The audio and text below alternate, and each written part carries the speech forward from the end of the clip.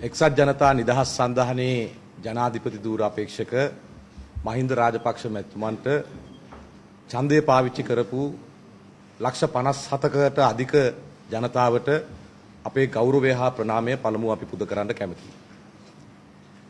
ජනාධිපති ධූරයේ හිටපු මහින්ද රාජපක්ෂ මැතිතුමන් ඒ ජනාධිපතිවරණින් අපේක්ෂා කරපු බහුතර ජනවරම නොලැබුණු බව හැඟී ගිය වහාම එතුමා ඒ ධූරය නැවතපත් අලුතෙන්පත් වෙන ජනාධිපතිවරයාට සුදුසු පරිදි යොදා ගන්න අවස්ථාව සලසලා ඊටාම සංවේදී ආකාරයෙන් ගරු කටයුතු ආකාරයෙන් අපේ රටේ ප්‍රජාතන්ත්‍රවාදී සම්ප්‍රදායට අලුත් අගයක් එකතු කරමින් වටිනාකමක් එකතු කරමින් අන්තර්ජාතික මාධ්‍යවල පවා අගය කිරීමට ලක්වන ආකාරයෙන් ඒ ධූරයෙන් සමුගත්තා.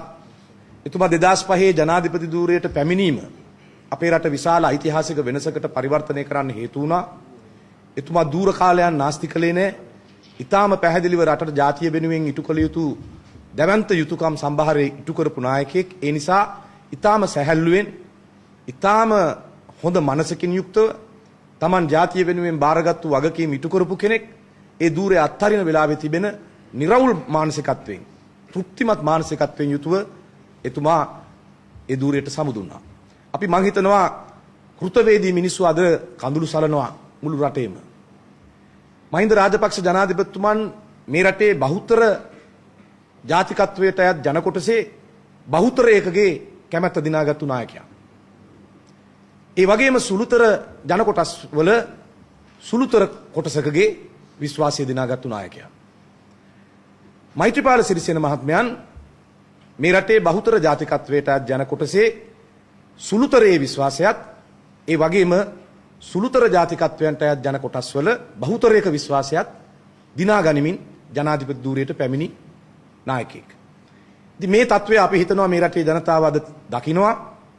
සමහරු ප්‍රතිවිරුද්ධ අපේක්ෂකයාට ඡන්ද දීපු එක ගැන දැන් මේ දින කීපය ඇතුළතම කම්පාවටපත් වෙනවා. ඒ වගේම මේ රට බේරගත්තු නායකයා මේ රට ආරක්ෂා කර දුන් නායකයා වෙන කාටවත් බැරි වෙච්ච මහා වගකීම් සම්භාරය ඉටු කරපු නායකයා සැහැල්ලුවෙන් සතුටු සිතින් ඒ ධූරය අත්හැරලා යනකොට මේ රට මලගයක් වගේ අඬන්න ගත්ත හැටි අපි දැක්කා. අපි ඒ ආදරණීය ජනතාවට කියනවා කඳුළු සලන්න එපා. ඔබේ නායකයා පරාජය වුණේ නැහැ. ඔබේ නායකයා తాවකාලිකව පිටිපස්සට ගියා පමණයි. ඔබේ නායකයා මේ රටේ අභිවෘද්ධිය වෙනුවෙන් නැවත ඔබේ බලාපොරොත්තු ඉටු කිරීම සඳහා කැප වෙනවා කියන විශ්වාසය අපි ඊට ඕනෑකමින් මේ වෙලාවේ ප්‍රකාශයටපත් කරන්න ඕන. එතුමා දේශපාලනයෙන් සමුගත්තේ නැහැ. එතුමා ජනාධිපති ධූරයට සමුදුන්නා. මේ රටේ මහ ජනතාව අද වැළපෙනවා. සමහරු උයාගත්තු බත් ටික කන්නේ නැතුව ඉන්නවා. සමහරු බතක් ඉදවන්නේ නැතුව උල්ලමින් ඉන්නවා. මේ රටේ හැබැයි මහජන හැංගීම පාරට බැස්සම පේනවා. පාරේ වාහන නැත්තේ ඇඳිරි නීතිය දාලා ඉඳ නෙවෙයි. ආණ්ඩුව පෙරළුණාම පේන වෙනද පේන උද්දාමය අපිට දකින්න නැත්තේ. ඒ හින්දා විරුද්ධව ඡන්ද දීපු මිනිහා පවා අද හදවතින් හඬා වැටෙනවා. මෙහෙම දෙයක් අපට ඕන වෙලා තිබ්බේ නැහැ කියලා. ඒ හඬා වැටෙන මිනිස්සුනි අපි ඊට ආදරෙන් ඔබට ආමන්ත්‍රණය කරනවා ධෛර්යමත් වෙන්න, සූදානම් වෙන්න. මේ රට පව් කරලා නැහැ. මේ රට පවක් කරලා තියෙනවා නම් ඒ පව ඊට ඉක්මනින් ගෙවෙනවා කියන විශ්වාසය අපි ඔබට දෙනවා. ඒ වගේම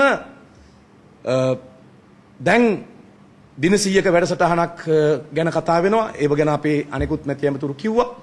මම ඉතා ඕනෑකමින් අලුත් ජනාධිපතිතුමාගෙන් එක දෙයක් ඉල්ලන්න කැමතියි. අපේ හමුදාව අසරණ වෙලා හිටියේ 2005 වෙනකොට. අපේ ආරක්ෂක හමුදා LTT සමාජිකයන්ගේ සරම උස්සල පෙන්නන පශ්චාත් භාගයේ බලමින් ඉන්න සිද්ධ වෙච්ච ආරක්ෂක හමුදාවක් 2005 වෙනකොට හිටියේ. එහෙම අසරණ කරලා හිටපු ආරක්ෂක හමුදාව ධෛර්ය සම්පන්නව බල සම්පන්නව නැගිට්ටවලා ආත්ම ශක්තිය දීලා ආත්ම අභිමානය දීලා විශ්වාසය දීලා පරද්දන්න බෑ කියපු සතුරෙක් පරද්දපු මහා වීර වික්‍රමාන්විත ආරක්ෂක හමුදාවක් බවට අද මේ හමුදාව පත් වෙලා ඉවරයි.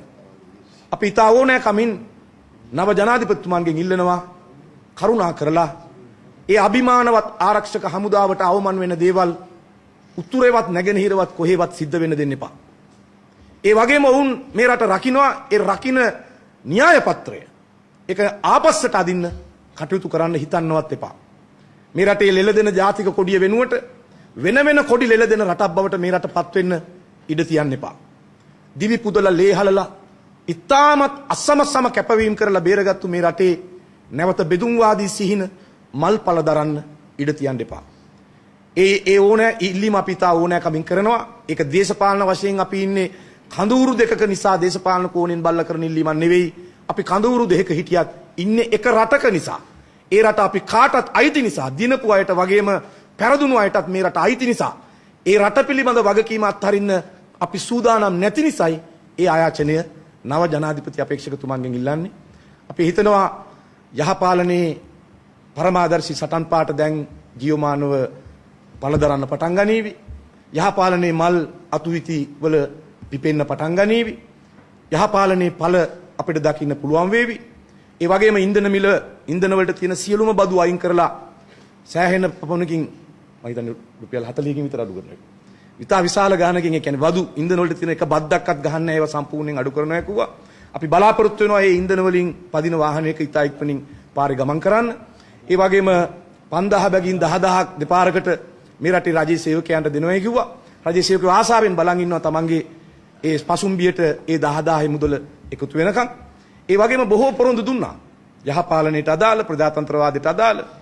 අපි ඉතා ඕනෑකමින් ඉල්ලා හිටනවා නව ජනාධිපතිතුමන්ගෙන් එතුමාට ඒ කියපු දේවල් මහ ජනතාවට දීපු ඒ පොරොන්දු, දින වකවානු සහිතව දීපු ඒ පොරොන්දු, ඉන්ධන මිල අඩු කිරීම, ඉන්ධන වලට තියෙන බදු නැති කිරීම සහ අනෙකුත් ගැටුම් වැඩි කිරීම ආදී ආකර්ශනීය පොරොන්දු දින 100 ඇතුළත ඉතාමත්ම ඕනෑකමින් ඉටු කරනු ඇතයි අපි අපේක්ෂා කරනවා.